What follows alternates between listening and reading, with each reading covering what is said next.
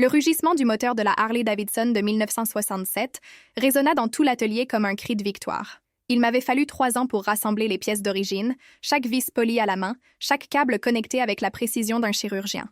Mes doigts caressaient le réservoir de carburant fraîchement peint en noir mat, sentant la chaleur du métal vibrant d'une vie propre. Cette moto n'était pas qu'une machine, c'était mon âme transformée en fer et en essence. « Camilla !» La voix de mon frère Diego me tira de ma transe. « Tu as de la visite ?» Je levai les yeux depuis le sol où j'étais en train d'ajuster les freins et vis une silhouette qui semblait totalement déplacée dans mon univers d'huile et d'outils. Une femme grande, vêtue d'un tailleur qui coûtait probablement plus cher que tout mon équipement, s'approchait avec des pas mesurés. Ses talons claquaient contre le béton fissuré comme de petits coups de marteau pleins d'autorité. « C'est toi, la mécanicienne ?» Sa voix portait ce ton que je connaissais bien, un mépris à peine dissimulé derrière un sourire hypocrite. Je me relevai lentement, essuyant mes mains graisseuses sur la salopette bleue héritée de mon père. « Camilla Reyes, en quoi puis-je vous aider ?» Ses yeux gris me détaillèrent de haut en bas, s'attardant sur les taches d'huile sur mes bras et mes bottes usées. « Victoria Estrada, j'ai un problème mécanique. » Elle désigna l'entrée de l'atelier où brillait sous le soleil mexicain la voiture la plus belle et arrogante que j'avais vue depuis des années. Une Ferrari 488 Spider rouge cerise, impeccable, qui semblait se moquer des vieilles motos et des Volkswagen rafistolés que je réparais habituellement. « Belle voiture », admis-je, ressentant une pointe d'admiration que je tentais de cacher. « Quel est le problème ?» Victoria croisa les bras, son sourire devenant plus condescendant. Elle s'éteint subitement. J'ai visité 3 ateliers de luxe à Polanco et aucun n'a réussi à régler le problème. Un ami m'a suggéré de descendre de niveau. Le mot « descendre » sortit de sa bouche comme une gifle. Je sentis le sang me monter aux joues, mais je gardai mon calme. En 15 ans de travail dans l'atelier de mon père, j'avais appris que la meilleure réponse à l'arrogance était une compétence silencieuse. Et qu'est-ce qui vous fait penser que je pourrais la réparer si ces ateliers de niveau n'ont pas pu? Victoria s'approcha d'un pas, et je pus sentir son parfum coûteux se mêler à l'odeur d'essence de l'atelier. Franchement, je ne le crois pas, mais je suis désespérée. Elle marqua une pause théâtrale. Je te propose quelque chose d'intéressant. Elle sortit de son sac Hermès une enveloppe épaisse et la laissa tomber sur mon établi. 100 000 pesos. Si tu arrives à faire fonctionner ma Ferrari parfaitement, ils sont à toi. Sinon, elle haussa les épaules avec une fausse modestie. Je me serais amusée à regarder une mécanicienne de quartier essayer de comprendre l'ingénierie italienne de précision. Le silence dans l'atelier devint assourdissant. Diego arrêta de travailler sur la Tsuru qu'il avait sur le pont élévateur, et plusieurs clients qui attendaient se tournèrent pour assister au spectacle. Je sentis tous les regards posés sur moi, attendant ma réaction. Victoria Estrada avait réussi exactement ce qu'elle voulait, transformer mon atelier en son théâtre personnel. Je pris l'enveloppe sans l'ouvrir et la posai de côté. « Madame Estrada, c'est bien ça ?» Ma voix était plus calme que je ne l'étais intérieurement. « Avant de toucher votre précieuse Ferrari, je dois clarifier une chose. » Je me dirigeai vers ma Harley et passai la main sur son siège en cuir. « Tu vois cette moto? Elle a 58 ans. Quand je l'ai trouvée, c'était de la ferraille. Moteur grillé, transmission détruite, plus de rouille que de métal. Les experts m'ont dit qu'il était impossible de la sauver. » Victoria haussa un sourcil, visiblement impatiente avec mon histoire. Ça m'a pris 3 ans pour la ramener à la vie. J'ai dû fabriquer certaines pièces de toutes pièces parce qu'on ne les trouvait plus. J'ai appris la soudure spéciale, reconstruit le moteur entier, restauré chaque composant jusqu'à ce qu'il soit meilleur qu'à sa sortie d'usine. Je tapotai le réservoir et le son résonna, solide et parfait. Votre Ferrari est compliqué, mais pas impossible. La question est, êtes-vous sûr de vouloir parier contre quelqu'un qui ressuscite des machines mortes? Victoria m'observa longuement. Il y avait quelque chose de différent dans son expression maintenant, comme si, pour la première fois, elle me voyait vraiment, au-delà de ma salopette sale. 100 000 pesos, répéta-t-elle, mais sa voix avait perdu une partie de son arrogance initiale. J'accepte votre pari. Les mots sortirent de ma bouche avant que je puisse les arrêter. Mais à une condition. Laquelle? Quand votre Ferrari fonctionnera parfaitement, vous vous excuserez devant tout le monde ici présent pour avoir supposé que je n'en étais pas capable. Victoria plissa les yeux. Et si tu n'y arrives pas? Alors je m'excuserai de vous avoir fait perdre votre temps et je vous rendrai votre argent. Marché conclu. Nous nous serrâmes la main, et je ressentis un choc électrique lorsque sa peau douce toucha la mienne, rugueuse par des années de travail. Nos regards se croisèrent un instant de trop, et quelque chose d'indéfinissable passa entre nous. Diego s'approcha avec les clés de la Ferrari. « Chef, t'es sûr de toi? Cette voiture vaut plus que tout l'atelier réuni. Calme-toi, frangin. » Je pris les clés, sentant le poids de la responsabilité peser sur mes épaules. Ce n'est qu'une machine, et toutes les machines peuvent être réparées si on sait où chercher. Victoria s'installa sur une chaise en plastique que Diego avait apportée, complètement déplacé avec son élégance corporative dans notre humble atelier. Ça devrait être divertissant, murmura-t-elle. J'ouvris le capot de la Ferrari et mon cœur s'accéléra. Le moteur V8 biturbo était une œuvre d'art d'ingénierie, chaque composant conçu avec une précision millimétrique. J'avais déjà travaillé sur des moteurs compliqués, mais jamais sur quelque chose d'aussi sophistiqué et coûteux. « Par où vas-tu commencer ?» demanda Victoria avec une curiosité sincère qu'elle ne pouvait pas complètement dissimuler. En écoutant, j'allumais le moteur et fermais les yeux, me concentrant sur chaque son. Les moteurs parlent si on sait les écouter. Celui-ci émettait un léger sifflement irrégulier, presque imperceptible, qui n'apparaissait qu'à certains régimes. Après 20 minutes de diagnostic, je trouvais le problème. Un capteur de pression de turbo envoyant des signaux incohérents, perturbant l'ordinateur de la voiture et provoquant des pannes aléatoires. C'était un composant minuscule, caché derrière le collecteur d'admission, invisible pour quelqu'un qui ne savait pas exactement où regarder. « Capteur de pression défectueux », annonçai-je en me glissant sous la voiture avec ma lampe frontale. Les ateliers de Polanco ont probablement seulement vérifié les composants évidents. Combien de temps pour la réparation? Victoria s'était penchée pour mieux observer et je pouvais voir une étincelle de respect sincère dans son regard. « Donne-moi 2 heures. » Le travail nécessitait de démonter la moitié du moteur pour accéder au capteur. Mes mains travaillaient avec une précision automatique, tandis que mon esprit digérait la présence de Victoria Estrada dans mon atelier.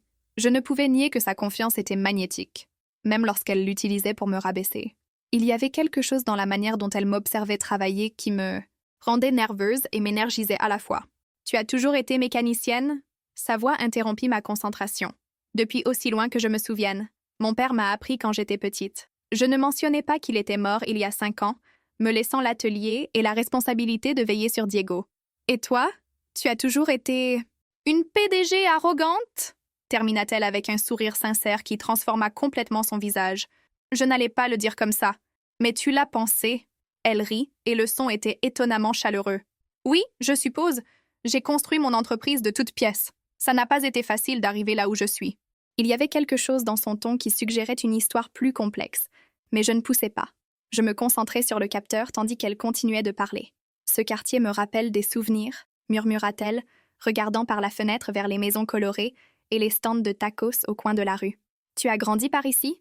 Victoria hésita. « Pas loin, il y a longtemps. » J'installai le nouveau capteur et commençai à remonter le tout.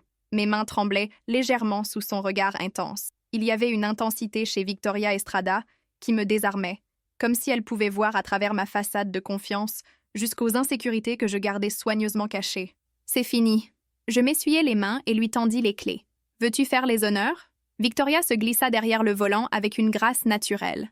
La Ferrari démarra au premier essai, ronronnant avec la perfection soyeuse de l'ingénierie italienne à son apogée. Elle accéléra doucement et le moteur répondit sans la moindre hésitation. « Incroyable !» murmura-t-elle. Et pour la première fois depuis son arrivée, sa voix n'avait aucune trace de condescendance. Elle descendit de la voiture et marcha vers moi. Les clients qui observaient commencèrent à applaudir, et Diego siffla d'admiration. « Tu avais raison », dit Victoria tendant la main vers l'enveloppe contenant l'argent. « Tu es très douée dans ce que tu fais. » « Attends. » J'arrêtai sa main avant qu'elle ne prenne l'enveloppe. « Il manque quelque chose. » Victoria me regarda, perplexe, jusqu'à ce qu'elle se souvienne de notre pari. Un sourire amusé traversa son visage. « Tu as raison. » Elle se tourna vers les spectateurs improvisés et éleva la voix. « Je m'excuse auprès de Camila Reyes pour avoir sous-estimé ses compétences professionnelles. Elle est clairement une mécanicienne exceptionnelle. » Des applaudissements et des cris de célébration emplirent l'atelier. Diego me tapa l'épaule avec fierté et quelques clients réguliers me félicitèrent. Mais je ne pouvais me concentrer que sur Victoria, qui me regardait avec une expression complètement nouvelle. Du respect mêlé de ce qui semblait être de la fascination. « Merci, » dis-je, prenant finalement l'enveloppe. « Non, merci à toi. » Victoria se dirigea vers sa Ferrari, mais s'arrêta à la porte. « Camila, serais-tu disponible pour vérifier mes autres voitures? J'ai une petite collection et j'ai clairement besoin d'une mécanicienne en qui je peux avoir confiance. » Quelque chose dans son ton suggérait que cela allait au-delà de la mécanique, et l'air entre nous se chargea d'électricité. « Bien sûr, quand tu veux. » Victoria sourit et monta dans sa Ferrari. Avant de partir, elle baissa la vitre. « Au fait, j'aime ta moto. Une Harley de 67, n'est-ce pas?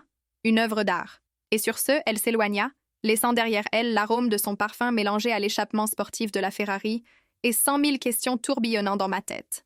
Bonjour, chers auditeurs. Avant de continuer avec cette histoire qui ne fait que commencer, je vous invite à vous abonner à notre chaîne où vous trouverez d'autres récits comme celui-ci. J'aimerais aussi savoir dans les commentaires de quelle ville vous nous écoutez, car c'est merveilleux de sentir que ces histoires touchent tant d'endroits différents.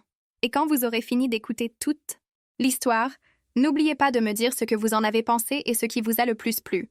Diego s'approcha une fois que la Ferrari eut disparu dans la circulation. « Chef, cette femme te regarde bizarrement. Qu'est-ce que tu veux dire? » Comme si tu étais un moteur compliqué qu'elle veut démonter pour comprendre comment il fonctionne. Ces mots me firent frissonner, sans que je sache si c'était de nervosité ou d'anticipation. Victoria Estrada était arrivée dans mon atelier comme une tempête élégante, bouleversant tout sur son passage. Et quelque chose me disait que sa visite n'était que le premier coup de tonnerre d'une tempête bien plus intense à venir. Je rangeais l'argent dans le coffre-fort et essayais de me concentrer sur le client suivant, mais mes pensées revenaient sans cesse aux yeux gris de Victoria et à la façon dont elle avait prononcé mon nom, comme si c'était quelque chose de précieux qu'elle venait de découvrir. Ce soir-là, en terminant d'ajuster les freins de ma Harley, je ne pouvais m'empêcher de me demander si je la reverrais. Et plus important encore, est-ce que je voulais la revoir? La réponse arriva plus vite que prévu. 3 jours plus tard, la Ferrari rouge réapparut devant mon atelier comme une apparition luxueuse au milieu du paysage urbain usé. Cette fois, Victoria descendit de la voiture avec moins de hâte. Ses mouvements plus détendus mais toujours aussi élégants. Elle portait une robe noire ajustée et des talons plus bas, comme si elle avait fait une légère concession à la praticité de visiter mon monde. « Encore des problèmes avec le moteur ?» demandai-je en essuyant mes mains sur un chiffon tout en sortant dessous une camionnette que je réparais. « Pas exactement. » Victoria s'approcha avec un sourire énigmatique. « La Ferrari fonctionne parfaitement, mais j'ai d'autres voitures qui ont besoin d'une attention professionnelle. » Il y avait quelque chose dans la manière dont elle avait prononcé « professionnel » qui me fit soupçonner que ses motifs étaient plus complexes qu'elle ne l'admettait. Quel genre de voiture? Une Porsche 911 qui fait des bruits étranges, une BMW qui vibre à l'accélération et une Mercedes classique qui refuse de démarrer. Elle marqua une pause, étudiant ma réaction. « Je pourrais t'emmener les voir si tu es disponible. » Diego apparut à mes côtés comme s'il avait écouté toute la conversation. « Chef, on vient de finir avec la Centra de Don Roberto. Le planning est libre jusqu'à 3 heures. » Je lui lançai un regard d'avertissement, mais il se contenta de sourire innocemment. « Parfait, » dit Victoria. « Mon chauffeur peut nous emmener. Je préfère y aller avec ma propre moto, » répondis-je instinctivement. Victoria haussa un sourcil. « La Harley de 67 ?» J'étais surprise qu'elle se souvienne de l'année exacte. Celle-là même. Choix intéressant. J'aime suivre quelqu'un qui sait manier des machines classiques. 20 minutes plus tard, je roulais sur le périphérique derrière la BMW dernier modèle de Victoria, sentant le rugissement familier de ma Harley entre mes jambes. Le contraste était absurde. Une mécanicienne de quartier escortant une PDG millionnaire vers ce qui était probablement le quartier le plus exclusif de la ville. La Loma de Chapultepec dépassèrent toutes mes attentes. Victoria me guida à travers de larges rues bordées de demeures qui semblaient ne sorties d'un magazine d'architecture, jusqu'à s'arrêter devant une maison moderne de 3 étages, avec d'immenses baies vitrées et un jardin qui coûtait probablement plus à entretenir que tout ce que je gagnais en un an. « Bienvenue dans ma modeste demeure », dit-elle avec ironie en ouvrant le portail automatique. Le garage était un temple dédié à la vitesse et au luxe. 5 voitures parfaitement alignées, la Ferrari que je connaissais déjà, une Porsche 911, turbo noir mat, une BMW M5 argentée, une Mercedes-Benz 300 SL classique couleur crème, et de manière surprenante, une moto Ducati Panigale rouge qui semblait attendre son moment pour rugir. Collection impressionnante, admis-je, ressentant une pointe d'envie mêlée d'admiration sincère. Les voitures sont ma faiblesse, avoua Victoria, et pour la première fois depuis que je la connaissais, sa voix trahissait une réelle vulnérabilité. Chacune a sa personnalité, son histoire. Je m'approchais de la Mercedes classique, caressant sa carrosserie impeccable. Celle-ci doit dater des années 50, 1955. Elle appartenait à mon grand-père. Victoria se plaça à côté de moi, si près que je pouvais sentir la chaleur de son corps. Il était mécanicien, lui aussi. Cette information me surprit. Vraiment? Il avait un petit atelier dans le quartier des Doctores. Il m'y emmenait quand j'étais petite et m'apprenait les noms des outils. Victoria sourit avec une nostalgie que je n'avais jamais vue chez elle auparavant. Il disait que comprendre les machines, c'était comprendre le cœur du monde moderne. Qu'est-il arrivé à l'atelier? Le sourire de Victoria s'effaça. Il a dû le fermer quand j'avais 12 ans. Le quartier était devenu trop dangereux et il n'avait pas les moyens de déménager dans un endroit plus sûr. Il est mort quelques années plus tard, rêvant encore de rouvrir. Il y avait une douleur réelle dans sa voix, une blessure qui n'avait clairement pas complètement cicatrisé. Soudain, son arrogance initiale prit plus de sens. Ce n'était pas seulement du mépris pour ma classe sociale, mais une négation de ses propres racines. « C'est pour ça que tu en sais autant sur les moteurs », dis-je doucement. « Et c'est pour ça que j'ai besoin de quelqu'un de compétent pour s'occuper de ces voitures. » Je ne fais pas confiance aux ateliers qui ne voient que des chiffres au lieu de machines avec une âme. Nos regards se croisèrent, et l'air se chargea à nouveau d'électricité. Il y avait une intensité chez Victoria qui me désarmait complètement, comme si chaque conversation était une négociation émotionnelle à haut risque. Commençons par la Porsche, dis-je, ayant besoin de me concentrer sur quelque chose de concret avant que mon cœur ne s'emballe. Le diagnostic de la Porsche révéla un problème dans les roulements du turbo, quelque chose de complexe mais réparable. La BMW avait un déséquilibre dans les pneus, et la Mercedes nécessitait un nettoyage en profondeur du système de carburant après des mois d'inutilisation. Je peux réparer les trois, l'informai-je après 2 heures d'inspection. Mais il faudra commander des pièces spéciales, surtout pour la Mercedes classique. Combien de temps? 1 semaine, peut-être 2 pour la Mercedes. Victoria hocha la tête. Parfait. Mais il y a une condition. Laquelle? Je veux que tu travailles ici, dans mon garage. La proposition me prit complètement au dépourvu. Pourquoi? Parce que je ne fais confiance à personne d'autre pour toucher ces voitures. Et parce que... Elle hésita, comme si elle était sur le point de révéler plus qu'elle n'avait prévu, parce que j'aime te voir travailler. Ces mots déclenchèrent une chaleur qui se répandit de mon estomac à ma poitrine. Il y avait une honnêteté brute dans son aveu qui me déstabilisa. Victoria, je sais que c'est une proposition inhabituelle. Je te paierai le double de ton tarif habituel, plus les frais de transport. Ce n'est pas une question d'argent. Alors quoi? Il m'était difficile d'articuler ce qui me préoccupait vraiment. Toi et moi sommes très différentes. Je ne suis pas sûre que ce soit une bonne idée de passer autant de temps ensemble. Victoria s'approcha encore, envahissant mon espace personnel d'une manière qui aurait dû m'agacer mais qui, au contraire, accéléra mon pouls. Camilla, puis-je te confesser quelque chose?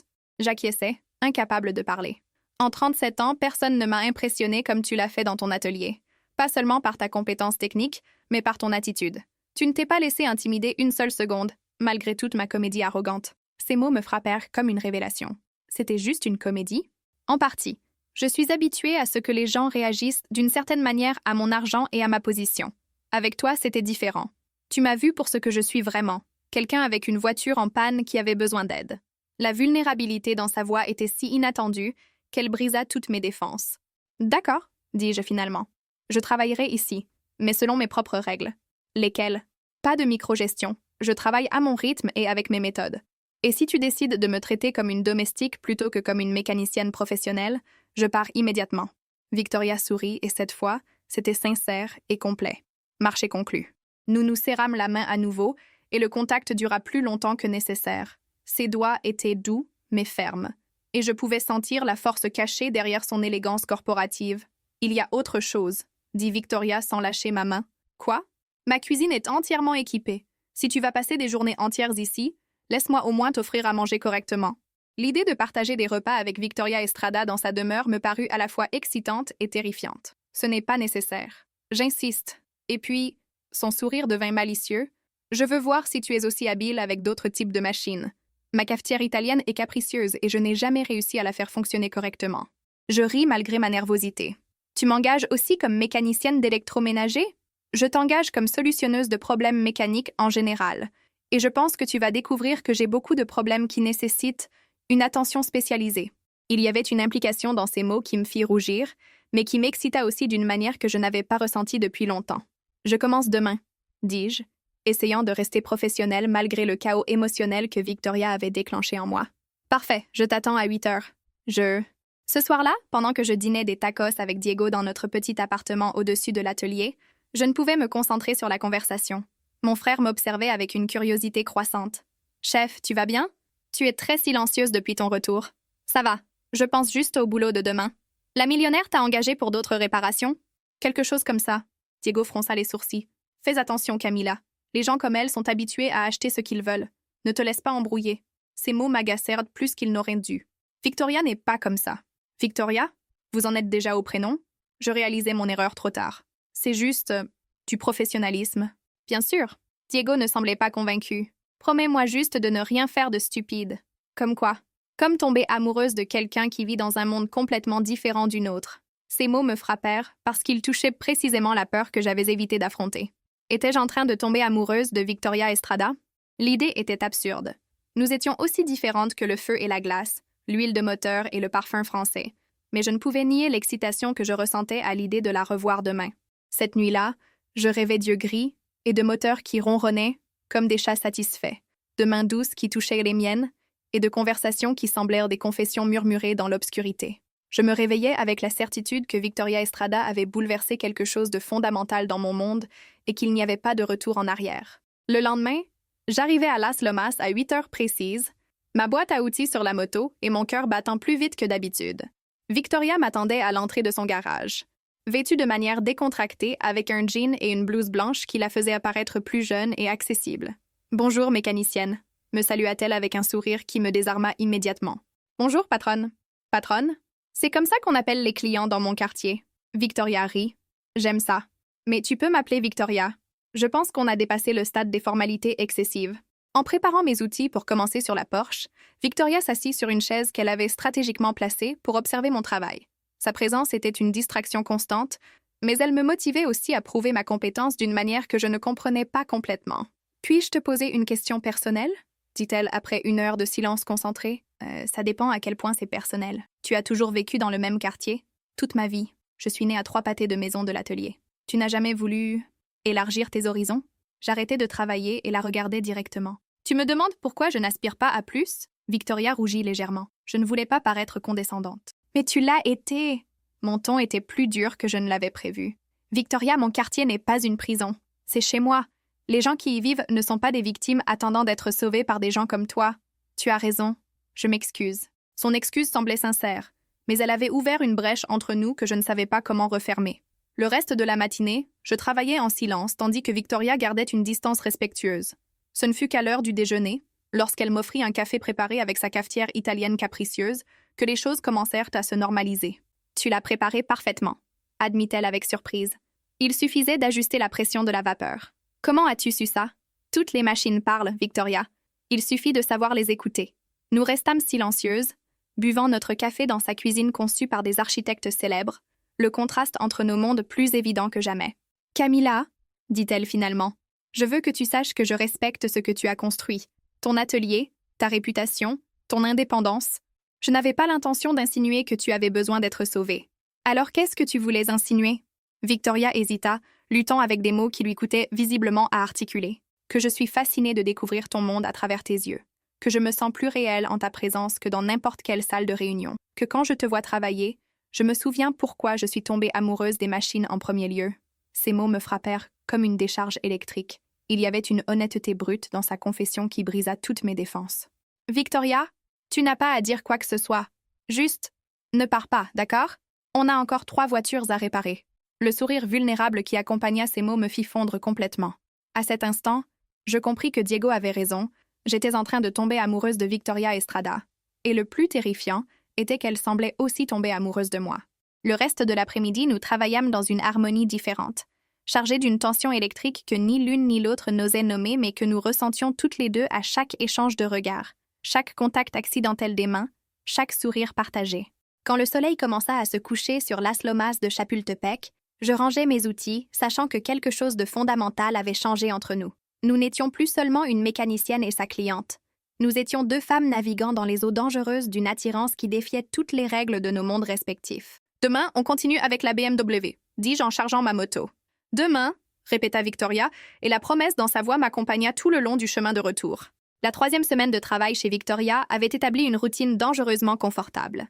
J'arrivais chaque matin à 8 heures, elle m'accueillait avec un café fraîchement préparé et un sourire qui faisait fondre mon cœur, et nous passions la journée à naviguer entre conversations intimes et silences chargés de tensions électriques. Mais ce matin de jeudi, tout changea. « Camilla, il y a quelque chose que tu dois savoir », m'intercepta Victoria avant que je puisse sortir mes outils. Son expression était différente, plus sérieuse, presque inquiète. « Qu'est-ce qui se passe? » « Ma mère vient déjeuner aujourd'hui. Dolores Estrada de Villarreal. » Le nom de famille me semblait familier, mais je ne pouvais pas le situer immédiatement. « Et c'est mauvais ?» Victoria rit nerveusement. « Ma mère est compliquée.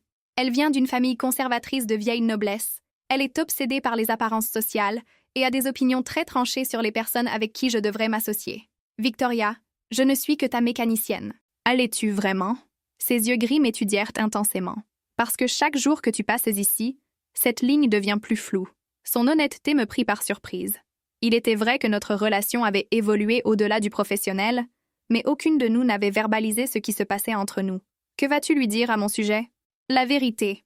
que tu es la meilleure mécanicienne que j'ai rencontrée et que tu restaures ma collection. Et si elle pose des questions sur le reste? Victoria hésita. Quel reste? La tension entre nous était si dense qu'on aurait pu la couper au couteau. Nous dansions autour de sentiments que ni l'une ni l'autre ne voulait être la première à nommer. Oublie ça. Je ferais mieux de partir tôt aujourd'hui. Non. Victoria prit ma main pour m'arrêter. Reste. S'il te plaît. J'ai besoin que tu découvres cette partie de ma vie. À 12h30, une Mercedes-Benz classe S noire se gara devant la maison. La femme qui descendit de l'arrière était une version plus âgée et plus rigide de Victoria. Grande, élégante, vêtue d'un tailleur Chanel qui coûtait probablement plus que toute ma garde-robe réunie. Ses yeux, du même gris perçant que ceux de sa fille, m'évaluèrent depuis le garage comme si j'étais une tache dans son monde. Parfait. Victoria, ma chérie, la salua-t-elle avec un baiser sur chaque joue qui semblait plus protocolaire qu'affectueux. Tu ne me présentes pas ton employé? Le mot employé sortit de sa bouche avec le même ton que quelqu'un dirait cafard. Maman, voici Camila Reyes, la mécanicienne dont je t'ai parlé. Dolores Estrada me tendit une main froide et calculatrice. Mademoiselle Reyes, j'ai entendu dire que vous avez fait un travail convenable sur les voitures de ma fille. Convenable était clairement une concession à contre-cœur. Je serrai sa main fermement, sentant qu'elle évaluait chaque détail de mon apparence. Mes jeans usés, mes bottes de travail, les taches de graisse que je ne pouvais jamais complètement nettoyer sous mes ongles. C'est un plaisir de vous rencontrer, Madame Estrada. De Villarreal, me corrigea-t-elle froidement. Estrada est le nom professionnel de Victoria. Notre nom de famille est Villarreal. Victoria se raidit visiblement. Maman, pouvons-nous déjeuner? Pendant le déjeuner, Dolores monopolisa la conversation avec des ragots sur les familles de la haute société mexicaine, chaque histoire conçue pour nous rappeler la distance entre son monde et le mien. Elle mentionnait nonchalamment des propriétés à Polanco, des vacances en Europe et des événements caritatifs où les bonnes personnes se réunissaient. « Victoria, ma chérie, dit-elle en coupant délicatement sa salade, te souviens-tu de Roberto Mendoza, le fils des Mendoza de Guadalajara? Vaguement. Il vient de rentrer de Harvard avec son MBA. Son père dit qu'il cherche une épouse convenable pour s'établir. » Victoria laissa tomber sa fourchette avec plus de force que nécessaire. « Maman, je ne suis pas intéressée à rencontrer Roberto Mendoza.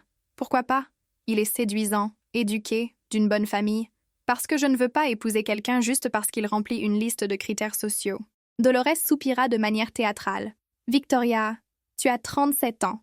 Tu ne peux pas repousser indéfiniment tes responsabilités familiales. Quelle responsabilité? Te marier avec quelqu'un de ton niveau, avoir des enfants, perpétuer la lignée familiale. Ces aventures entrepreneuriales sont très bien, mais elles ne peuvent pas être toute ta vie. » La tension à table était palpable. Victoria serrait son verre d'eau si fort que ses jointures étaient redevenues blanches. Mes aventures entrepreneuriales ont construit un empire de 50 millions de pesos. L'argent n'est pas tout, ma chérie. La position sociale, le respect familial, la place correcte dans la société, ces choses comptent aussi. Je ne pus me taire plus longtemps. Excusez-moi, Madame de Villarreal, mais qu'est-ce qui définit exactement la place correcte? Dolores me regarda comme si une chaise avait commencé à parler. Pardon? Vous dites que Victoria doit trouver sa place correcte. Je me demande quels critères vous utilisez pour la déterminer. Mademoiselle Reyes? Sa voix devint glaciale. Je ne pense pas que quelqu'un dans votre position puisse comprendre les complexités de la vie en société. Vous avez raison, répondis-je calmement. Je ne comprends pas pourquoi la valeur d'une personne est mesurée par son compte en banque ou son code postal plutôt que par son caractère et ses réalisations. Victoria me regardait avec un mélange d'admiration et d'horreur. Dolores resta momentanément sans voix, visiblement peu habituée à ce qu'on défie ses déclarations. « Victoria, dit-elle finalement, je crois que ton employé dépasse les bornes. »« Ce n'est pas mon employé, répondit Victoria d'une voix ferme. C'est une professionnelle indépendante que j'ai engagée sous contrat, et elle a le droit d'exprimer son opinion. Depuis quand les mécaniciens ont-ils des opinions sur les affaires sociales? Depuis toujours, intervins-je. Sauf que normalement, personne ne nous le demande. Dolores se leva de table brusquement. Victoria, nous devons parler en privé. Les deux femmes disparurent dans le bureau de Victoria, et je pouvais entendre leur voix s'élever à travers les murs épais. Je ne pouvais pas distinguer les mots, mais le ton était clairement conflictuel. 25 minutes plus tard, Dolores émergea du bureau, le visage rouge et la composure légèrement altérée. Victoria la suivit, semblant épuisée mais déterminée. « Mademoiselle Reyes ?» Dolores m'adressa un sourire qui n'atteignait pas ses yeux. « Ce fut instructif de vous rencontrer. Victoria, j'espère que tu réfléchiras à notre conversation. » Elle embrassa froidement sa fille et se dirigea vers la porte. Mon chauffeur m'attend. Quand la Mercedes noire disparut dans la rue, Victoria s'effondra sur une chaise comme si elle avait couru un marathon. « Je suis tellement désolée, murmura-t-elle. Je n'aurais pas dû t'exposer à ça. De quoi avez-vous parlé dans le bureau? Victoria évita mon regard. De toi, de nous, des mauvaises décisions que je prends ces derniers temps. Et que lui as-tu dit? Que ma vie privée ne la regarde pas, que je suis une adulte capable de prendre mes propres décisions. Et elle a répondu quoi? Victoria me regarda enfin, et il y avait une douleur réelle dans ses yeux. Que je suis confuse, que c'est évident que je ressens quelque chose pour toi qui n'est pas approprié, que si je ne fais pas attention, tu vas ruiner ma réputation et détruire les opportunités matrimoniales qui me restent encore. Ces mots me frappèrent comme une gifle physique. Et toi, qu'en penses-tu? Je pense que ma mère a peur de perdre le contrôle sur ma vie. Je pense qu'elle a construit toute son identité autour de sa position sociale et qu'elle ne peut pas imaginer le bonheur en dehors de ces paramètres. Ça ne répond pas à ma question. Victoria se leva et marcha vers moi, s'arrêtant si près que je pouvais voir les taches dorées dans son iris gris. Camilla, veux-tu que je sois complètement honnête avec toi? Toujours. Ma mère a raison sur une chose. Je ressens quelque chose pour toi qui va bien au-delà du professionnel. Chaque matin, je me réveille excitée parce que tu vas venir. Chaque après-midi, quand tu pars, j'ai l'impression que la maison est vide. Quand tu travailles, je te regarde non pas parce que je doute de ta compétence, mais parce que je suis fascinée de te voir dans ton élément. Mon cœur battait si fort que j'étais sûre qu'elle pouvait l'entendre. Victoria, mais je sais aussi que nous venons de mondes différents, que ta vie est dans ton quartier, avec ton frère, avec ton atelier, que je représente exactement le type de privilège et d'arrogance que tu méprises. Je ne méprise pas le privilège, Victoria. Je méprise l'arrogance qui vient parfois avec. Et toi, que ressens-tu? Pour moi, je veux dire. La question flottait entre nous depuis des semaines. Maintenant, elle était là, directe et inévitable. Je ressens que tu es la personne la plus compliquée et fascinante que j'ai rencontrée. Que quand je suis avec toi, j'oublie toutes les raisons pour lesquelles nous devrions rester éloignés. Que tu me fais désirer des choses que je n'ai jamais pensé pouvoir avoir. Victoria s'approcha encore, et nous étions maintenant si proches que je pouvais sentir son souffle sur ma peau. Quel genre de choses? Une intimité réelle. Des conversations qui durent jusqu'à l'aube. Quelqu'un qui voit mon travail comme de l'art, et pas seulement comme un service. Et quoi d'autre? Sa voix était descendue à un murmure, et ses yeux naviguaient entre les miens et mes lèvres. Victoria, si nous continuons sur cette voie, il n'y aura pas de retour en arrière. Peut-être que je ne veux pas qu'il y en ait. Ces mots brisèrent la dernière barrière de résistance que je maintenais. Je m'approchai jusqu'à ce que nos corps se touchent, sentant sa chaleur à travers sa blouse de soie. Ta mère va détester ça. Ma mère déteste beaucoup de mes décisions. Celle-ci peut en être une de plus. Victoria leva la main et caressa ma joue avec une douceur qui me fit trembler. Camilla, puis-je t'embrasser? Au lieu de répondre avec des mots, je comblai la distance entre nous. Nos lèvres se rencontrèrent dans un baiser d'abord doux, exploratoire, comme si nous mémorisions un nouveau territoire. Mais il s'intensifia rapidement, lorsque ses mains s'enroulèrent dans mes cheveux et que les miennes trouvèrent sa taille. Le baiser avait un goût de café et de promesses dangereuses, de limites franchies et de conséquences que ni l'une ni l'autre ne voulaient considérer à ce moment. Quand nous nous séparâmes enfin, nous respirions toutes les deux difficilement. « Ça change tout », murmurai-je contre ses lèvres. « Je sais. Ta famille, ta position sociale, les attentes. Je sais. Et ça ne t'importe pas? » Victoria me regarda avec une intensité qui me désarma complètement. Pendant 37 ans, j'ai vécu selon les attentes des autres. J'ai pris des décisions appropriées, je suis sortie avec des hommes corrects, j'ai construit une vie qui semble parfaite de l'extérieur, mais qui est vide à l'intérieur. Ses mains trouvèrent les miennes, entrelaçant nos doigts. Avec toi, je me sens vivante d'une manière que j'avais oublié être possible. Oui, ça va être compliqué. Oui, il y aura des obstacles.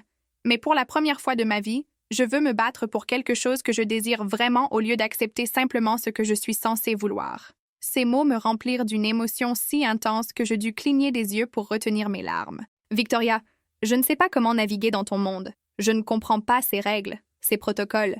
Et moi, je ne sais pas comment fonctionne le tien. Mais nous pouvons apprendre ensemble.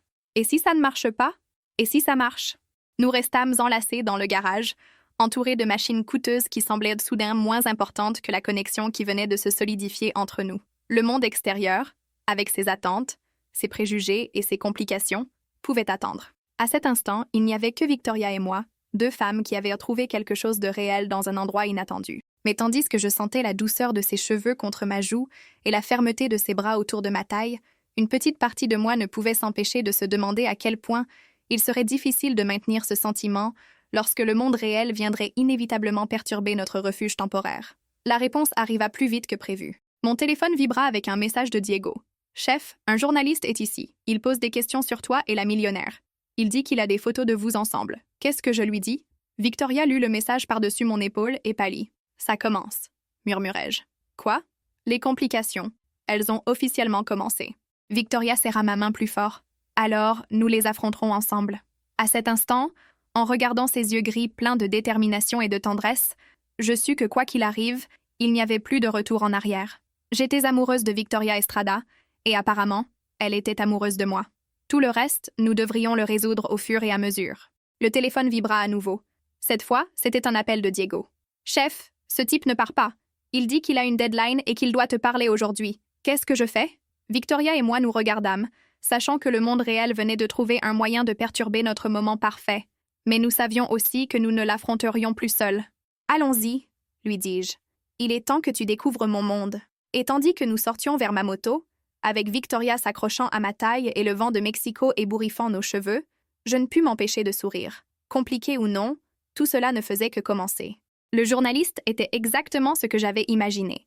Un homme d'âge moyen avec un costume froissé, des chaussures usées, et cette expression affamée que les reporters ont quand ils flairent une histoire juteuse. Il se tenait devant mon atelier, comme un vautour attendant une charogne, une caméra autour du cou et un carnet à la main. « Camila Reyes ?» Il s'approcha dès que je descendis de la moto, ignorant complètement Victoria qui enlevait son casque derrière moi. « Qui le demande ?»« Rodrigo Vasquez, du journal El Financiero. J'aimerais vous poser quelques questions sur votre relation commerciale avec l'entrepreneuse Victoria Estrada. » La manière dont il prononça « relation commerciale » me mit immédiatement sur mes gardes. Diego apparut à mes côtés, croisant les bras dans une posture protectrice que je reconnaissais depuis notre enfance dans les rues. « Je lui ai déjà dit que ma sœur n'était pas disponible, » dit-il au journaliste d'un ton menaçant. « Calme-toi, Diego. » Je posai une main sur son bras. « Quel genre de questions, monsieur Vasquez ?»« Eh bien, j'ai entendu dire que mademoiselle Estrada fréquente votre atelier de manière inhabituellement régulière. Mes sources disent qu'elle passe des heures ici, qu'elle vous a engagé pour des travaux privés dans sa résidence. » Vasquez consulta ses notes de manière théâtrale. Je me demandais si vous pourriez commenter la nature exacte de ces services. Victoria enleva complètement son casque et se plaça à mes côtés. Y a-t-il un problème à engager une mécanicienne compétente, monsieur Vasquez? Le journaliste s'illumina comme s'il avait gagné à la loterie.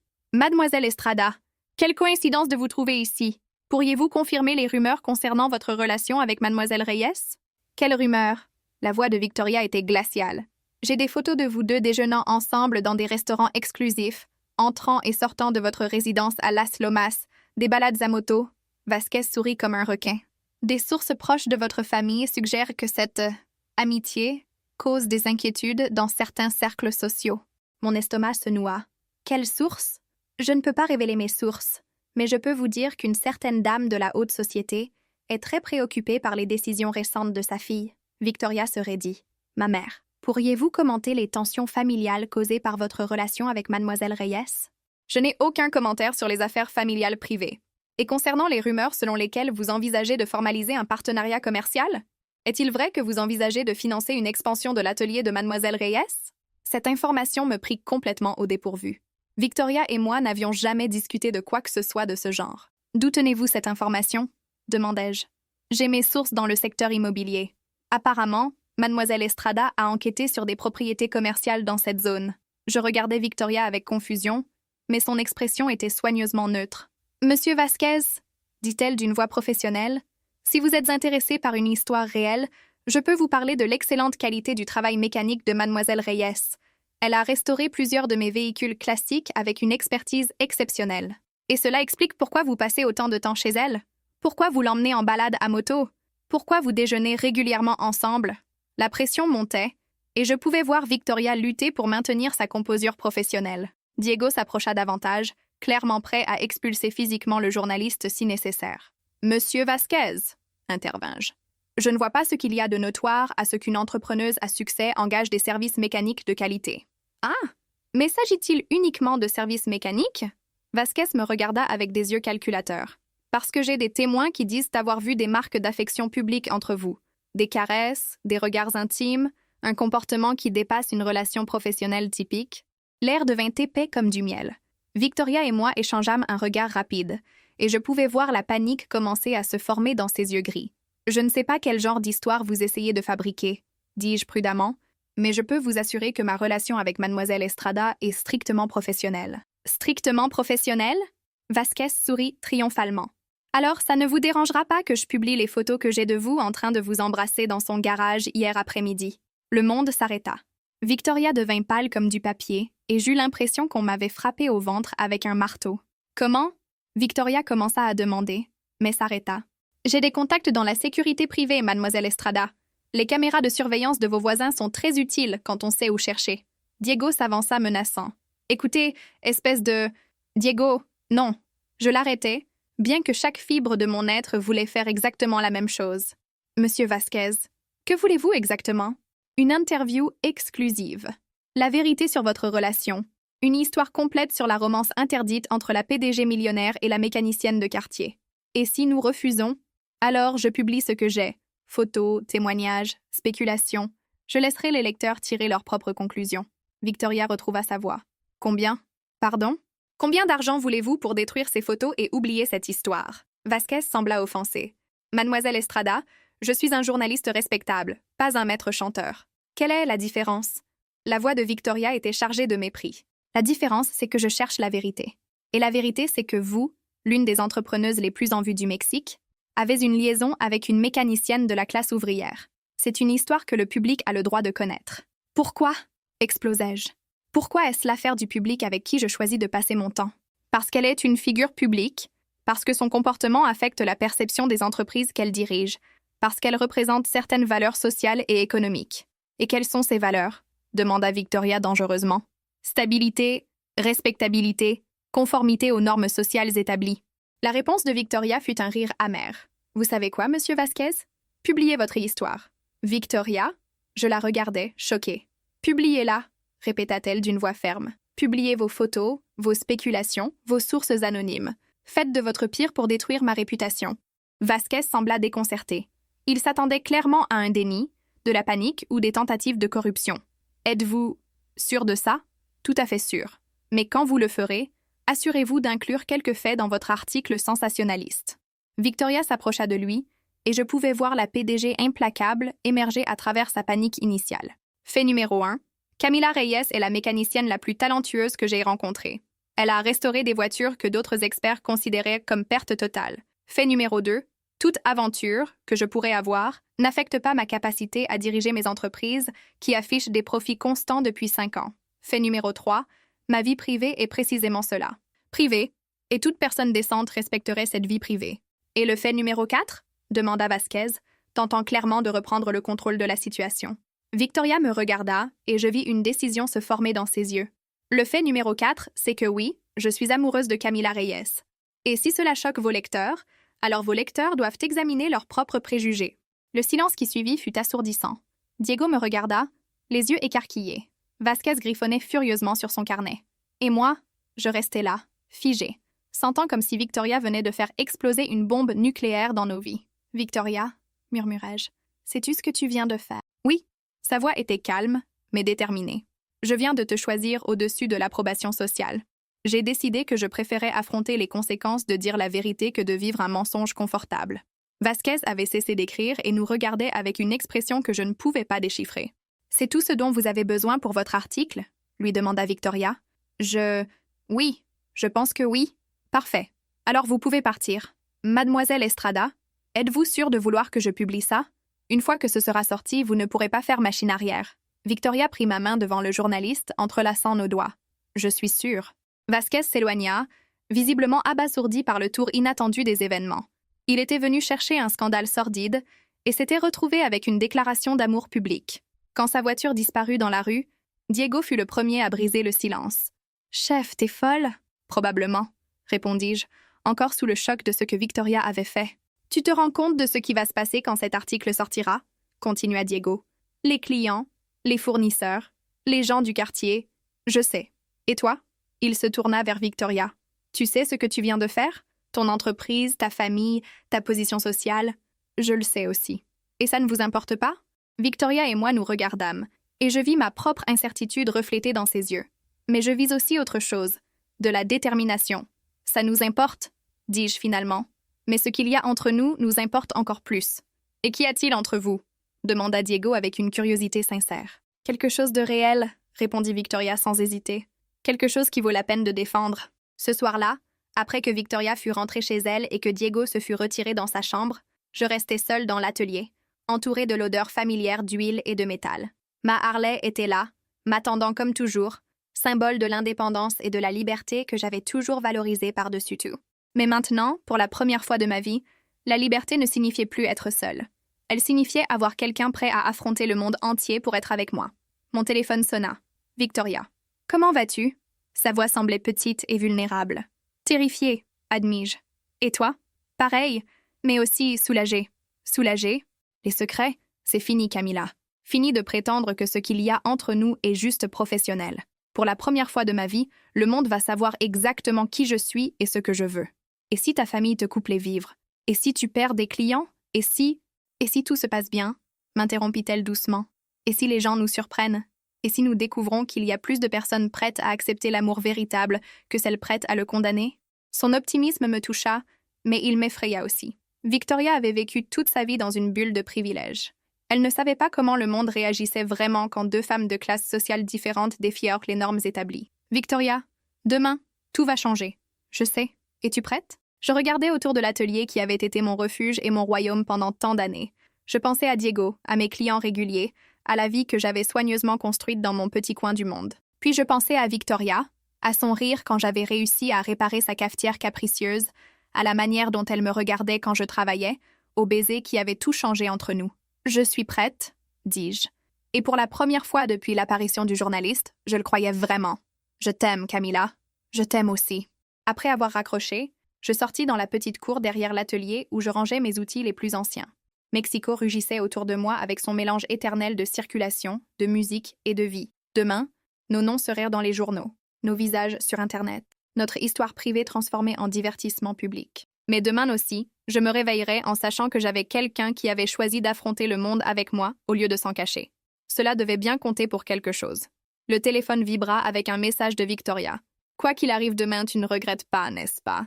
Je répondis immédiatement. « De tomber amoureuse de toi? Jamais. » Alors nous pouvons affronter tout le reste. En rangeant le téléphone et en fermant l'atelier, je ne pus m'empêcher de sourire. Victoria Estrada était entrée dans ma vie comme une tempête, bouleversant tout sur son passage. Et maintenant, ensemble, nous étions sur le point de devenir l'ouragan que personne n'avait vu venir. Que le monde se prépare. Parce que demain, deux femmes amoureuses allaient éprouver que certains types d'amour sont plus forts que tous les préjugés et attentes sociales combinés. Du moins, c'était l'espoir. L'article parut un vendredi matin avec un titre qui me frappa comme un coup de poing. « Amour interdit. Une PDG millionnaire tombe amoureuse d'une mécanicienne de quartier. » La photo principale montrait l'instant précis de notre baiser dans le garage de Victoria, capturé avec une clarté qui me fit me sentir complètement exposée. Diego arriva en courant à l'atelier avec 3 journaux différents sous le bras, tous avec des versions de la même histoire en première page. « Chef, c'est partout. Radio, télévision, Internet. » Sa voix mêlait inquiétude et une étrange admiration. « Tu es célèbre. » Je lus l'article, l'estomac noué. Vasquez avait tenu parole. Il avait inclus les faits mentionnés par Victoria, mais les avait enveloppés dans un ton sensationnaliste qui transformait notre histoire d'amour en un spectacle de cirque. Des sources proches de la famille Estrada expriment leur inquiétude face à cette relation qui défie toutes les conventions sociales, avait-il écrit. L'amour véritable peut-il surmonter les différences de classe? Ou s'agit-il simplement d'une nouvelle aventure de rébellion d'une femme riche ennuyée? Mon téléphone n'arrêtait pas de sonner depuis 6 heures du matin. Appel d'autres journalistes, de clients curieux, de parents éloignés qui voulaient soudainement savoir comment j'allais. J'avais éteint l'appareil après le 10e appel de numéro inconnu. « As-tu parlé à Victoria ?» demanda Diego tout en organisant les outils, essayant de maintenir une normalité au milieu du chaos. « Pas depuis hier soir. Son téléphone va directement sur messagerie. Peut-être qu'elle est en réunion pour gérer les dégâts. » La clochette de l'entrée retentit, et nous nous tendîmes tous les deux, nous attendant à un autre journaliste. Mais c'était Don Roberto, notre client le plus ancien, un homme de 70 ans qui amenait son Volkswagen Sedan ici depuis l'époque où mon père gérait l'atelier. « Bonjour Camilla », me salua-t-il avec son sourire habituel, comme si rien n'avait changé. « Don Roberto, comment va votre Vauchot ?» Il fait des bruits bizarres à nouveau. Pourrais-tu y jeter un œil? J'étais surprise qu'il agisse si normalement. Vous n'avez pas lu le journal? Don Roberto haussa les épaules. Bien sûr que je l'ai lu. Et alors? Tu restes la meilleure mécanicienne du coin. Le reste ne me regarde pas. Ces mots me remplirent d'un soulagement inattendu. Peut-être que tout le monde ne nous jugerait pas aussi durement que je le craignais. Mais cet espoir s'évanouit avec l'arrivée de mon client suivant. Camilla Reyes? Une femme d'âge moyen que je ne reconnus pas s'approcha avec une expression désapprobatrice. « Je suis Elena Morales. J'ai apporté ma voiture la semaine dernière pour une révision. »« Ah oui, la Sentra bleue. Comment fonctionne-t-elle? »« Très bien, mais je viens annuler le contrat d'entretien que nous avions convenu. Y a-t-il un problème avec le travail? » Elena me regarda avec un mélange de mépris et de pitié. « Pas avec le travail. Avec vous? Je ne veux pas que quelqu'un avec votre style de vie touche ma voiture. »« Mon style de vie? Vous savez de quoi je parle? Ces photos dans le journal, c'est honteux. Qu'est-ce que mes enfants vont penser? » Diego s'avança, mais je l'arrêtai d'un geste. « Madame Morales, dis-je avec la voix la plus calme que je pus trouver, ma compétence professionnelle n'a rien à voir avec ma vie privée. Pour moi, si. Je ne peux pas soutenir quelqu'un qui promeut ce genre de comportement. » Elena partit, laissant les clés de la Sentra sur le comptoir avec un geste dramatique. 5 minutes plus tard, un autre client arriva avec la même excuse, puis un autre. À midi, j'avais perdu 6 clients réguliers. « C'est n'importe quoi, » murmura Diego après le départ du dernier. « Comment peuvent-ils être aussi hypocrites? » Avant que je puisse répondre, une voiture familière se gara devant l'atelier, la BMW de Victoria. Mais quand la porte s'ouvrit, ce n'était pas elle qui en descendit. Dolores Estrada de Villarreal marcha vers mon atelier comme une reine visitant un territoire ennemi. Elle portait un tailleur noir impeccable et une expression qui aurait pu geler l'enfer. « Mademoiselle Reyes, Madame de Villarreal, je pense que nous devons parler. » Diego s'approcha de manière protectrice, mais je lui fis signe de nous laisser seuls. Dolores évalua l'intérieur de l'atelier avec un regard qui cataloguait chaque tache d'huile, chaque outil usé, chaque détail qui confirmait ses préjugés sur mon monde. « Où est Victoria? » demandai-je directement. « Chez elle, en confinement volontaire pendant que nous décidons comment gérer cette crise. » « Crise? N'avez-vous pas vu les nouvelles? Les commentaires sur les réseaux sociaux? Les appels des investisseurs? » Dolores s'approcha, et je pouvais sentir son parfum coûteux se mêler à l'odeur d'essence de l'atelier. Ma fille a mis en péril tout ce pourquoi elle a travaillé. Sa réputation, ses affaires, son avenir. Victoria a pris sa propre décision. Victoria est confuse. Elle traverse une crise de la quarantaine, et vous, en profitant de sa vulnérabilité, l'avez manipulée pour prendre des décisions destructrices. L'accusation me frappa comme une gifle. Je n'ai jamais... Jamais quoi? Vous n'avez jamais remarqué la différence entre votre situation économique et la sienne? Vous ne vous êtes jamais demandé ce que vous pourriez gagner en ayant une relation avec une femme millionnaire? Vous pensez que je suis avec Victoria pour son argent? Vous ne seriez pas la première à utiliser la romance pour grimper socialement. Mon tempérament, contenu toute la matinée, finit par exploser.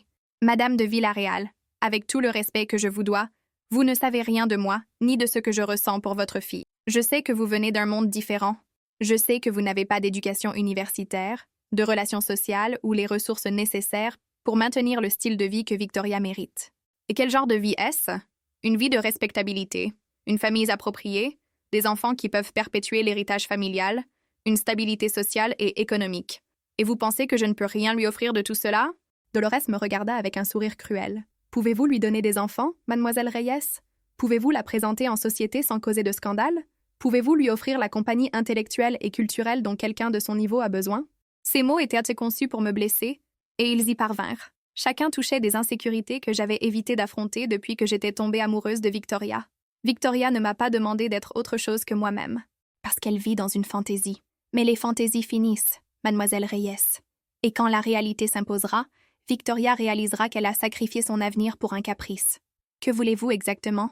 Dolores ouvrit son sac et en sortit une enveloppe épaisse. 500 000 pesos. Pardon? Pour mettre fin à cette relation. Pour disparaître de la vie de Victoria. Pour lui permettre de retourner dans son monde où est sa place. L'enveloppe resta entre nous comme une bombe non explosée.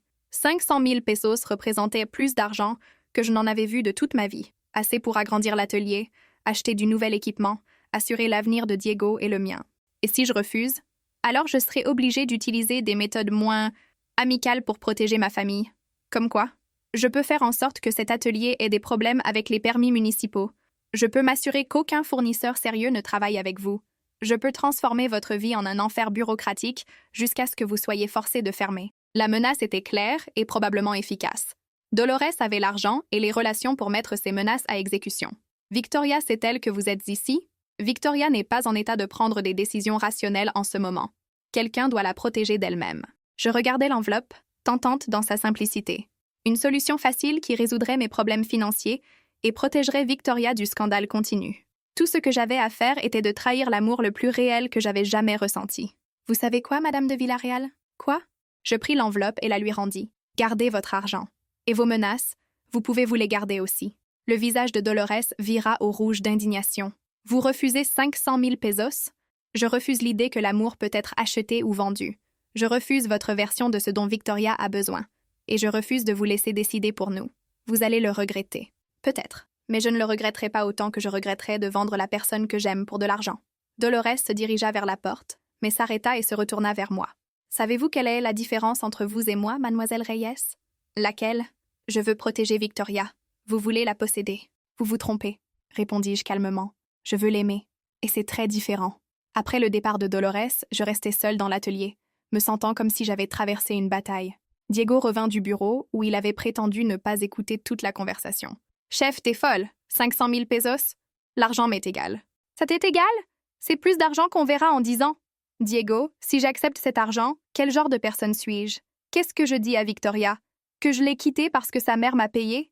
Mais pense-y. Avec cette somme, tu pourrais ouvrir un grand atelier, engager des employés, avoir une vie meilleure. Une vie meilleure sans Victoria? Ça ne me semble pas mieux. » Mon téléphone sonna.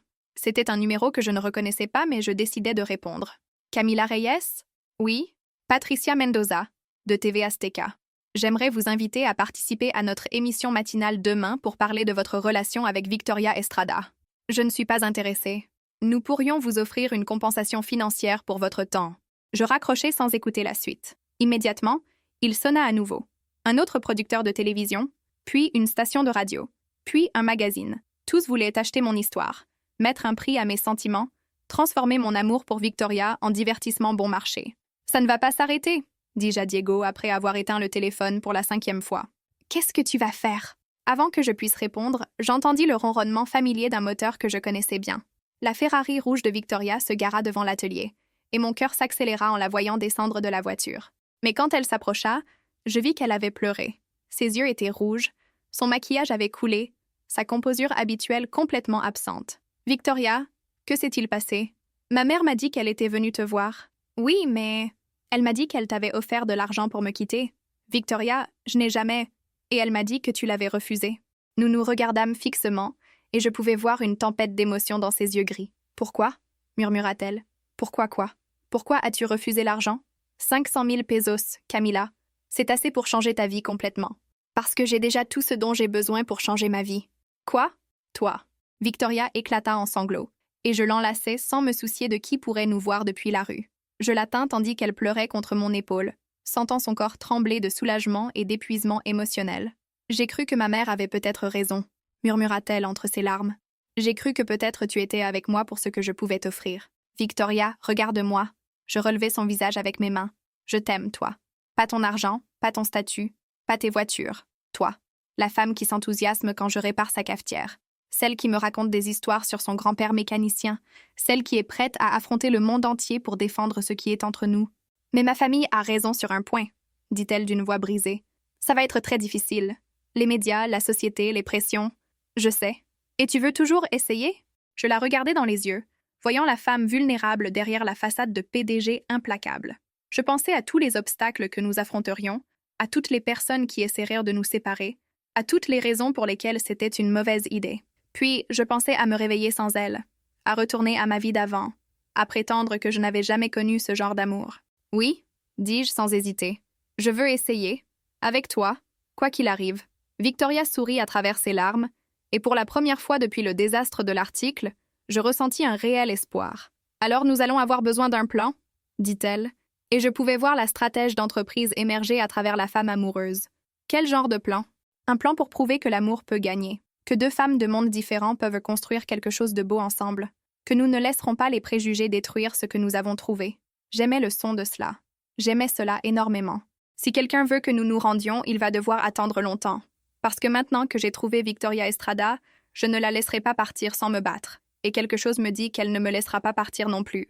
S'il vous plaît, si cette histoire vous plaît, n'oubliez pas de liker et de vous abonner à la chaîne. Vos commentaires et votre soutien comptent beaucoup pour nous. Ensemble, Victoria et moi sommes sur le point de prouver que certains amours sont plus forts que n'importe quel obstacle que le monde peut placer sur leur chemin. Du moins, c'est l'espoir qui nous maintient debout tandis que la tempête gronde autour de nous. 6 mois plus tard, l'atelier Camila & Victoria Automotive ouvrit ses portes dans un emplacement que je n'aurais jamais imaginé possible. le cœur du quartier où j'ai grandi, mais dans un espace 3 fois plus grand que l'original. Victoria avait tenu sa promesse de créer quelque chose de nouveau ensemble, mais pas de la manière que les ragoteurs avaient spéculé. Prête pour le grand jour? Me demanda Victoria en ajustant le ruban rouge que nous couperions pour l'inauguration officielle. Elle était magnifique dans son tailleur de designer, mais elle portait des chaussures basses et avait attaché ses cheveux de manière pratique. Elle avait appris à s'adapter à mon monde, autant que j'avais appris à naviguer dans le sien. « Prête », répondis-je, sentant un mélange de nervosité et d'excitation qui me rappelait notre premier baiser. Les mois qui avaient suivi le scandale médiatique avaient été une montagne russe émotionnelle. Certains jours étaient bons. De nouveaux clients arrivant spécifiquement parce qu'ils avaient lu notre histoire et voulaient soutenir notre amour. D'autres jours étaient terribles. Des menaces anonymes, des manifestations de groupes conservateurs devant l'atelier original, des batailles légales, initiées par la famille de Victoria pour la déclarer mentalement incompétente. Mais nous avions survécu. Plus que cela, nous avions prospéré. « Tu te souviens quand tu pensais que ça ne marcherait jamais ?» murmura Victoria, tandis que nous attendions l'arrivée des invités. « Laquelle ?» Parce que j'ai eu ce doute au moins une fois par semaine pendant les 3 premiers mois. Victoria rit, le son que j'associais maintenant à un bonheur pur. La première fois, dans ton atelier, quand ma mère t'a offert l'argent. Ah, cette fois-là, je pris sa main, admirant la bague simple en argent qu'elle portait à l'annulaire. Ce n'était pas un engagement matrimonial. Le Mexique avait encore un long chemin à parcourir à ce sujet, mais c'était notre symbole privé d'engagement mutuel. J'ai pensé que nous étions condamnés, que les différences entre nous étaient trop grandes. Et maintenant, je sais que les différences n'importent pas quand on partage les valeurs fondamentales. Le premier invité à arriver fut Diego, qui avait accepté d'être le gérant d'opération du nouvel atelier après avoir suivi un cours intensif d'administration payé par Victoria. Le suivit Don Roberto avec sa Volkswagen, qui avait maintenant une place d'honneur comme notre premier client officiel. « Félicitations, chef !» Diego m'embrassa avec une fierté sincère. « Papa serait fier. »« Je sais, » répondis-je, sentant le nœud familier dans la gorge qui me prenait toujours quand je pensais à mon père. Il aurait adoré tout ça.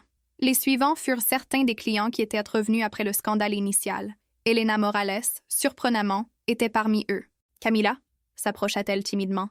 Je voulais m'excuser pour ma réaction d'il y a des mois. C'était inapproprié. « Pas de problème, Madame Morales. Comment va la Centra ?»« Parfaitement. Il s'avère que la compétence professionnelle n'a rien à voir avec la vie privée d'une personne. » Victoria me serra la main discrètement et je pouvais voir son sourire de fierté. La plus grande surprise arriva dans une Mercedes-Benz que je reconnus immédiatement. Dolores Estrada de Villarreal descendit de la voiture avec la même élégance que toujours, mais il y avait quelque chose de différent dans sa posture.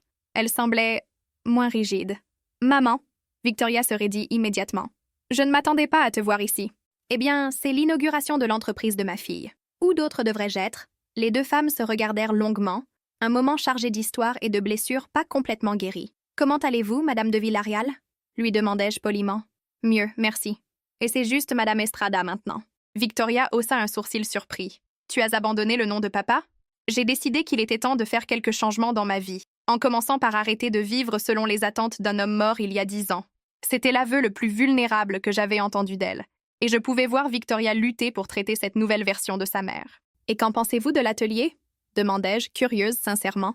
Dolores regarda autour d'elle, évaluant les nouvelles installations, la zone de diagnostic informatique, la section spécialisée dans les voitures classiques, l'espace lumineux et organisé que nous avions créé. « C'est impressionnant, » admit-elle. « Professionnel, moderne, bien géré. On voit que vous avez mis beaucoup de soin dans chaque détail. Victoria a conçu toute la disposition, dis-je avec fierté. Elle a un œil incroyable pour l'efficacité opérationnelle. Et Camila a choisi chaque outil, chaque équipement, ajouta Victoria. Elle sait exactement ce dont elle a besoin pour faire son meilleur travail. Dolores nous observa échanger des compliments, et pour la première fois depuis que je la connaissais, elle sourit sincèrement. Vous savez quoi? Je pense que vous deux, vous fonctionnez vraiment ensemble. La confession nous surprit toutes les deux. Vraiment? Demanda Victoria avec prudence. Vraiment? J'ai eu 6 mois pour observer comment vous gérez les crises, comment vous vous soutenez mutuellement, comment vous avez construit quelque chose de nouveau sans trahir qui vous êtes individuellement. Dolores fit une pause. Au début, j'ai pensé que c'était juste de la rébellion. Puis j'ai pensé que c'était une phase. Mais en voyant cela, elle désigna l'atelier, en voyant comment vous avez transformé votre amour en quelque chose de productif et de beau, je dois admettre que je me suis trompée. Victoria avait les larmes aux yeux. Tu le penses vraiment? Je pense que l'amour capable de construire quelque chose comme ça mérite d'être respecté, peu importe qui aime qui. La mère et la fille s'enlacèrent pour la première fois depuis des mois, et je dus détourner le regard pour leur donner de l'intimité dans leur réconciliation. Le reste de l'inauguration se passa dans un brouillard de félicitations, de photos, de toasts et de la satisfaction profonde de voir un rêve se réaliser. Rodrigo Vasquez, le journaliste qui avait exposé notre relation, apparut même pour couvrir l'ouverture de l'atelier. « Quelques regrets sur l'article » lui demandai-je tandis qu'il prenait des photos de l'événement. « Au contraire, je pense que c'était la meilleure histoire que j'ai écrite. Regardez ce qu'elle a créé. Une entreprise réussie, une réconciliation familiale, une preuve que l'amour peut surmonter les obstacles sociaux. Donc, tu ne regrettes pas d'avoir envahi notre vie privée ?» Vasquez devint sérieux. « Je regrette la manière dont je l'ai fait. J'aurais dû vous donner l'opportunité de raconter votre histoire à vos propres termes. Mais je ne regrette pas de l'avoir racontée. Le monde avait besoin de l'entendre. » Quand les derniers invités partirent et que Diego ferma l'atelier, Victoria et moi restâmes seuls dans l'espace que nous avions créé ensemble. Ma Harley était garée à la place d'honneur, à côté de sa Ferrari, symbole parfait de comment nous avions trouvé un moyen d'honorer nos mondes différents dans un espace partagé. « Comment te sens-tu » me demanda Victoria tandis que nous nous asseyions sur les nouvelles chaises du bureau administratif, comme si c'était la fin de quelque chose et le début de quelque chose en même temps. La fin de quoi? De la peur, de me demander si c'était réel, si ça durerait, si nous pouvions faire que ça marche. Et le début de quoi? De tout le reste. De la vie que nous allons construire ensemble. Des nouveaux défis que nous allons affronter. Des aventures que nous n'avons pas encore imaginées. Victoria s'approcha et m'embrassa doucement. Un baiser qui avait le goût de promesses réalisées et de rêves à accomplir. « Je t'aime, Camila Reyes. Je t'aime, Victoria Estrada. »« Tu sais ce qui est le mieux dans tout ça ?» demanda-t-elle en regardant autour de l'atelier. « Quoi? Que quand ton père rêvait d'un atelier plus grand, il n'a jamais imaginé que sa fille le réaliserait avec la femme qu'elle aime. Que quand mon grand-père m'apprenait sur les moteurs, il n'a jamais pensé que sa petite-fille trouverait quelqu'un qui partageait cette passion. Nous avons construit quelque chose qui honore les deux. » Ces mots me remplirent d'une paix profonde. Victoria avait raison. Nous avions créé quelque chose qui transcendait nos histoires individuelles, quelque chose qui honorait autant ses racines que les miennes. « Et maintenant quoi ?» demandai-je. « Maintenant, nous vivons heureuses pour toujours », répondit Victoria avec un sourire malicieux. « Vraiment? Aussi simple que ça? Pourquoi pas? Nous avons déjà affronté le plus difficile. Le scandale public, la pression familiale, les doutes sur si nous pouvions fonctionner ensemble. Tout le reste n'est que des détails. Des détails comme étendre l'entreprise, gérer des employés, concurrencer des ateliers plus grands, gérer la vie quotidienne sans l'adrénaline du drame. Exactement. Des détails. » Je ris, contaminée par son optimisme. « Victoria Estrada, tu es officiellement la PDG la plus romantique du monde. Et toi, Camila Reyes, tu es officiellement la mécanicienne la plus courageuse du monde. » Courageuse? Tu es tombée amoureuse d'une femme compliquée d'un monde différent du tien, tu as affronté le scandale public, tu as refusé un demi-million de pesos pour l'amour, et tu as construit une entreprise de zéro. Si ce n'est pas du courage, je ne sais pas ce que c'est. Ce soir-là, tandis que nous fermions l'atelier et nous préparions à rentrer à la maison que nous partagions maintenant, un compromis entre sa demeure à Las Lomas et mon appartement au-dessus de l'atelier original, je ne pus m'empêcher de ressentir une gratitude écrasante. 6 mois plus tôt, Victoria était entrée dans ma vie comme une tempête arrogante avec une Ferrari en panne. Maintenant, elle était ma partenaire, ma meilleure amie, mon amour, mon avenir. « Une dernière question ?» dis-je tandis que nous marchions vers nos voitures. « Laquelle? Tu regrettes d'avoir fait ce pari de 100 000 pesos ?» Victoria s'arrêta et me regarda avec un sourire qui illumina toute la rue. « Camila, ce pari a été le meilleur investissement de ma vie. Pas seulement parce qu'il m'a rendu ma Ferrari fonctionnant parfaitement. Il m'a donné tout ça. » Elle désigna l'atelier, puis moi, puis l'espace entre nous qui s'était rempli d'amour, de respect mutuel et de rêves partagés. Donc pas de regrets? Aucun. Et toi? Je regardais la femme qui avait changé ma vie complètement, qui m'avait défiée à grandir sans me demander de cesser d'être qui j'étais, qui avait risqué tout pour l'amour. Pas un seul. Nous nous embrassâmes sous les lumières au néon du nouveau panneau de l'atelier. 2 femmes qui avaient prouvé que l'amour véritable peut surmonter n'importe quel obstacle quand les 2 personnes sont prêtes à se battre pour lui. Et tandis que la circulation de Mexico rugissait autour de nous avec sa symphonie éternelle de moteurs, de klaxons et de vie urbaine, je sus que nous avions trouvé notre rythme parfait au milieu du chaos. Le moteur de notre histoire avait démarré avec un pari arrogant et un défi technique. Mais il avait évolué pour devenir quelque chose de beaucoup plus complexe et beau, une véritable société entre 2 âmes qui avaient trouvé dans l'autre exactement ce dont elles avaient besoin pour être complètes. Victoria avait raison. C'était notre bonheur pour toujours. Et il ne faisait que commencer. Chers auditeurs, nous sommes arrivés à la fin de cette histoire d'amour qui a défié toutes les attentes. Si vous avez apprécié le voyage de Camila et Victoria, n'oubliez pas de liker ce contenu et de vous abonner à la chaîne pour plus d'histoires comme celle-ci. Et s'il vous plaît, dites-moi dans les commentaires quelle note vous donneriez à cette histoire sur 10 et racontez-nous ce qui vous a le plus plu dans la romance entre notre mécanicienne courageuse et notre PDG vulnérable de manière inattendue. L'amour véritable, comme un moteur bien réglé, nécessite du travail, de la dédication et des soins constants des deux parties.